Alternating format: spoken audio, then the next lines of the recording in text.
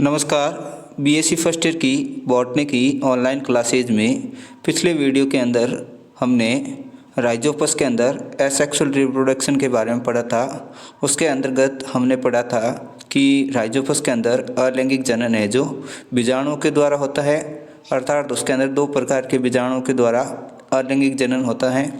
एक तो क्लेमाइडोस्पोर के द्वारा और दूसरा है जो अप्लेनोस्पोर या अचल बीजाणुओं के द्वारा होता है।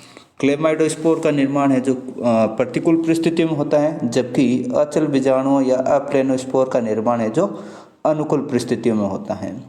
आज के इस वीडियो के अंदर अपन राइजोपस के अंदर होने वाले लैंगिक जनन के बारे में पढ़ेंगे या sexual reproduction of Rhizopus.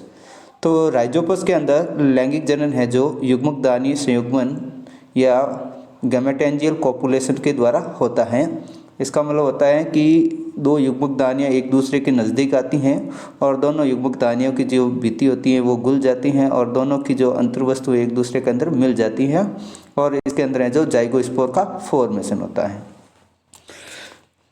Rhizopus की जातियां हैं जो जनरली विषम जालिक या हेटेरोथैलिक होती हैं। इसका मतलब होता है कि इसके अंदर नर और मादा कवकजाल है जो अलग अलग थैलस पर डेवलप होते हैं। इनके नर तथा मादा कवकजाल हैं जो आकारिकी रूप से समान होते हैं परंतु जैव क्रियात्मक रूप से भिन्न होते हैं, इसलिए अपन इनको डिफाइन नहीं कर सकते हैं इसका ये मेल माइसीलियम है या फीमेल माइसीलियम है। तो इनको डिफाइन करने के लिए, इनको आइडेंटिफाई करने के लिए इन्हें प्लस और माइनस स्टैंड के द्वारा चिन्हित किया जाता है। तो मेल जो माइसीलियम होता है उसको प्लस प्रभेद तथा फीमेल माइसीलियम होता है उसको माइनस प्रभेद से दर्शाया जाता है। फिर क्या होता है कि इस प्रोसेस के अंदर दो भिन्न प्रभेद के कवक तंतु यानी कि प्लस प्रभेद और माइनस प्रभेद के कवक तंतु एक दूसरे के निकट आते हैं।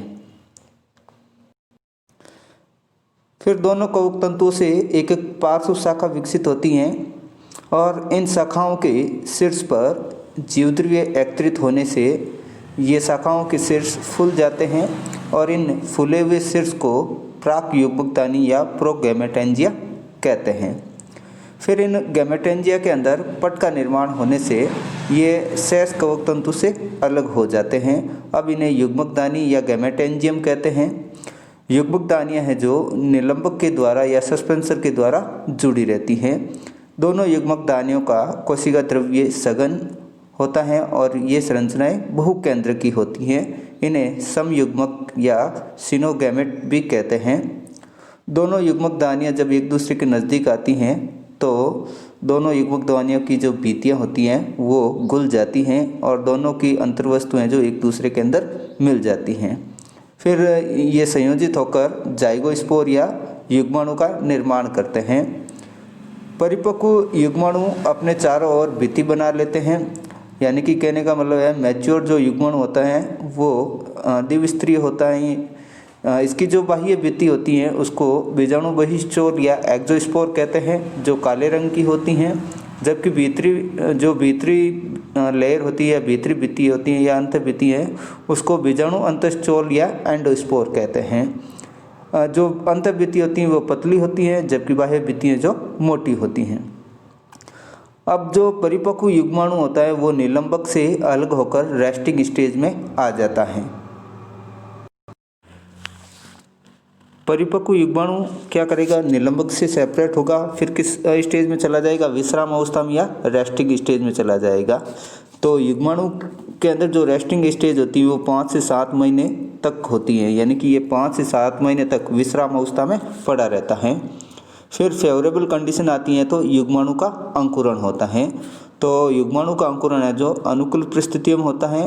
तो इस दौरान जो युग्माणु की बहिष्ठोल होती है या एक्सोस्पोर होती है वो फट जाती है और अंतःस्टोल है जो जनन नलिका के रूप में विकसित होती हैं, जिसे प्राक कवकजाल या प्रोमाइसीलियम कहा जाता है। प्राक कवकजाल या प्रोमाइसीलियम के शीर्ष पर एक युग्मकदानी का निर्माण होता है जिसे जाइगोस्पोरेंजियम भी कहते हैं। ये युग्मकदानी बीजाणुदानी के समान ही होती हैं।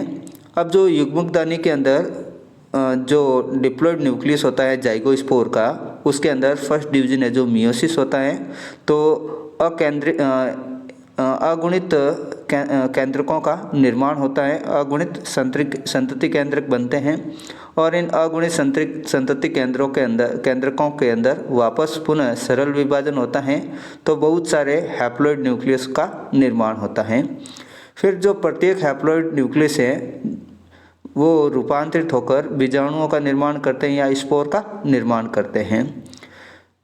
जो बनने वाले बीजाणु होते हैं या तो एक ही प्रभेद के होते हैं, या तो प्लस प्रभेद के होंगे या माइनस प्रभेद के होंगे, या फिर दोनों प्रभेद यानी कि प्लस प्रभेद के आधे और आधे हैं जो माइनस प्रभेद के होंगे।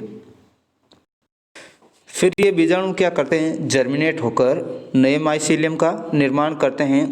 अगर प्लस प्रभेद के बीजाणु हैं तो प्लस प्रभेद का माइसीलियम बनाएंगे, अगर माइनस प्रभेद के बीजाणु जर्मिनेट होते हैं तो माइनस प्रभेद का कवक जाल या माइसीलियम बनाते हैं। अब इसको राइजोपस के अंदर लैंगिक जनन को डायग्रामेटिक तरीके से समझते हैं।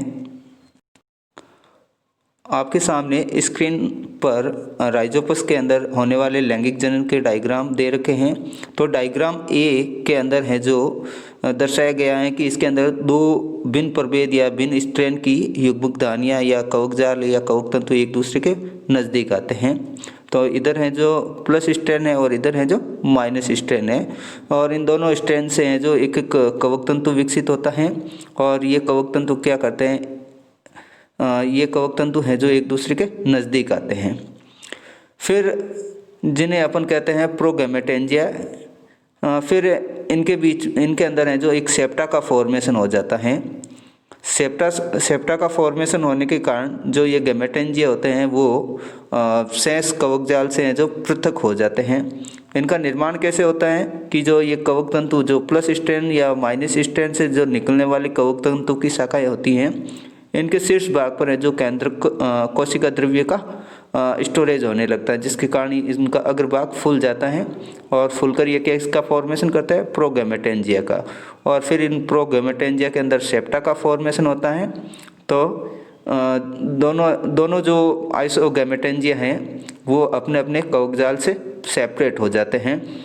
फिर ये जो युग्मक दानियाँ होती हैं वो सस्पेंसर के द्वारा जुड़ी रहती हैं या निलंबक के द्वारा जुड़ी रहती हैं। सी डायग्राम के अंदर दोनों युग्मक दानियाँ होती हैं, उनका कॉपुलेशन होता है, यानी कि दोनों युग्मक दानियों की जो वॉल होती हैं वो डीजनरेट होने लगती है, यानी कि एक दूसरे की वॉल है जो गुल जाती हैं। फिर इन दोनों का एक दूसरे का जो मटेरियल होता है वो एक दूसरे के अंदर मिल जाता है, या अंतर्वस्तुएं जो एक दूसरे के अंदर मिल जाती हैं। फिर ये अंतर्वस्तुएं संयोजित होकर जाइगोस्पोर का निर्माण करती हैं। तो डी डायग्राम में जो जाइगोस्पोर का फॉर्मेशन दे रखा है, और ये जाइगोस्पोर है जो निलंबक के द्वारा जुड़ा रहता है। अब जो ये जाइगोस्पोर है जो मैच्योर होकर अपने चारों ओर मोटी भित्ति स्रावित कर लेता है। इसकी आउटर वॉल को जो ई डायग्राम दे रखा है, इसकी आउटर वॉल को एक्सोस्पोर और इनर वॉल को है जो एंडोस्पोर बोलते हैं। तो जब ये जर्मिनेट होगा तो ये क्या करेगा, जो एक्सोस्पोर है वो तो फट जाएगी और एंडोस्पोर है जो क्या करेगी, जर्म ट्यूब के रूप में बाहर की तरफ निकलती हैं या जनन नलिका के रूप में बाहर की तरफ निकलती हैं। और ये जनन नलिका क्या करती हैं, उधर वृद्धि करके स्पोरेंजियोफोर का या बीजाणु दानी दर का निर्माण करती हैं। और इसके ऊपर वाले भाग जो शीर्ष भाग होता है वो फूलकर जाइगोस्पोरेंजियम का फॉर्मेशन करता है। जाइगोस्पोरेंजियम के अंदर कोल्यूमेला प्रेजेंट होता है, यानी कि जो इसका फूला हुआ भाग है, और यानी कि स्पोरेंजियोफोर और जाइगोस्पोरेंजियम दोनों हैं जो कोल्यूमेला के द्वारा एक दूसरे से अटैच रहते हैं। फिर इस जाइगोस्पोरेंजियम के अंदर सिचुएटेड डिप्लॉइड न्यूक्लियस होता है, उसके अंदर मियोसिस होता है। तो मियोसिस से हैप्लॉइड डॉटर न्यूक्लियस का फॉर्मेशन होता है। फिर हैप्लॉइड डॉटर न्यूक्लियस के अंदर और डिवीजन होता है, तो और बहुत सारे हैप्लॉइड डॉटर न्यूक्लियस का फॉर्मेशन होता है।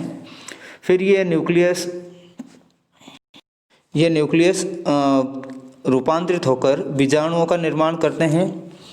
फिर आपके सामने जो जी डायग्राम दे रखा है वो मियोस्पोर कहलाते हैं, या इनको स्पोर्स भी बोलते हैं। मियोस्पोर इनको इसलिए कहते हैं क्योंकि इनका निर्माण है जो मियोसिस डिवीजन के द्वारा होता है, इसलिए इनको मियोस्पोर्स कहा जाता है। फिर ये मियोस्पोर जर्मिनेट होकर नए माइसीलियम का फॉर्मेशन करते हैं। जो ये मियोस्पोर या स्पोर्स बनते हैं वो या तो सभी स्पोर्स हैं जो एक ही प्रभेद के होंगे, यानी कि या तो प्लस प्रभेद के होंगे या माइनस प्रभेद के होंगे, या फिर दोनों प्रभेदों के आधे आधे स्पोर बनेंगे, यानी कि आधे प्लस प्रभेद के और आधे माइनस प्रभेद के बनेंगे। फिर ये मियोस्पोर क्या करते हैं, जर्मिनेट होकर नया माइसीलियम बनाते हैं। तो जो एच डायग्राम दे रखा है वो नए माइसीलियम को शो करता है। एफ डायग्राम है जो जाइगोस्पोर का जर्मिनेशन को शो करता है। तो आज के वीडियो के अंदर इतना ही। नेक्स्ट वीडियो के अंदर अपन पढ़ेंगे एस्कोमाइकोटिना के सामान्य लक्षणों के बारे में।